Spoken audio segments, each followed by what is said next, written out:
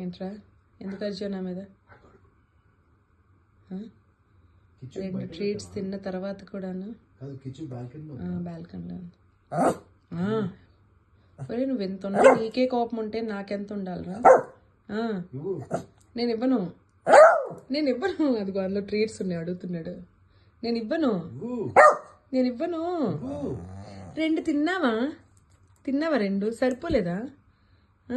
మీ mummy బ్యాగ్లో పెట్టేసి ఇచ్చారు కదా అని చెప్పి ఆ బ్యాగ్ పెట్టుకుని ఇదిగో రాత్రి ఇక్కడ పడుకుంటున్నాడు. ఇలా పెడుతున్నాను అనమాట.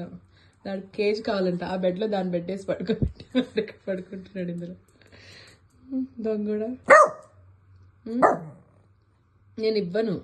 నువ్వు నీ బెడ్ ఇక్కడ, నీ వస్తువులు ఇక్కడ, నీ బట్టల బ్యాగ్ ఇక్కడ పెట్టుకొని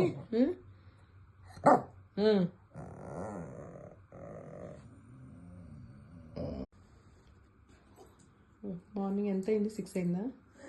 ఇదిగో దొంగోడు 6కి లేచి మార్నింగ్ వాక్ అయిపోయి చూసిగా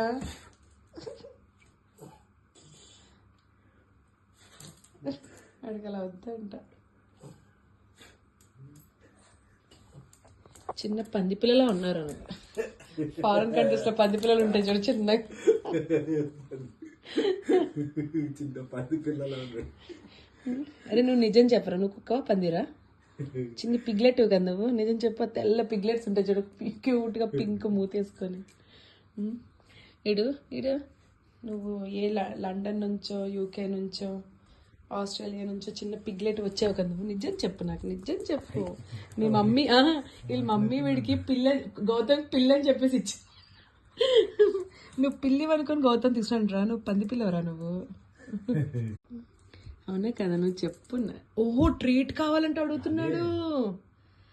ట్రీట్ కావాలా నీకు? సారీ నాన్న, నేను రియలైజ్ అవ్వలేదు. 6 గంటలకి ఎవరైనా ట్రీట్ తింటారా? నాకు కుక్క పిల్లల్ని ఏడిపించడం కాకపోతే పాపం అసలు ఎవరితో షేర్ అమ్మని దొంగ ఎదవా. ఎవరు అసలు నాకు ఇంతమంది ఆడపిల్ల ఒక్కటైనా ఇచ్చాడు ట్రీట్ మన కుక్క పిల్లలకి? తినండి అని షేరింగ్ చేసుకున్నావా నువ్వు? షేరింగ్ ఈజ్ కేరింగ్ అని మీ స్కూల్లో నేర్పించలేదా నీకు? అంత పెద్ద పెద్ద అక్కలు ఉన్నారు, 3 ఇంట్లోనే, 4. ఒక్కరికి అక్క తీసుకొని ఇచ్చావా?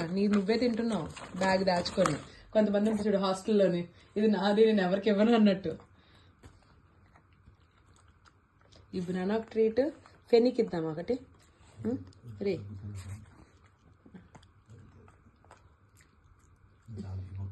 ఇంక ఇవ్వండి అంతే. 2 అడిగాడు